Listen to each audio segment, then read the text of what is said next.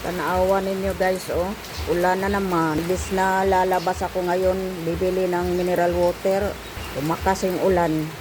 Napakadulas na tong flooring namin dito sa labas guys. Dahil sa ulan. Kaya kung maglakad dito sa flooring, dahan-dahan.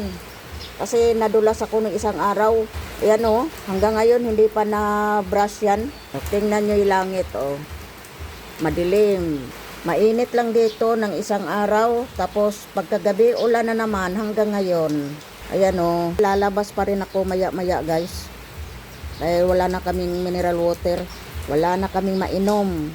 Kailangan na bumili. Good morning! Happy Monday!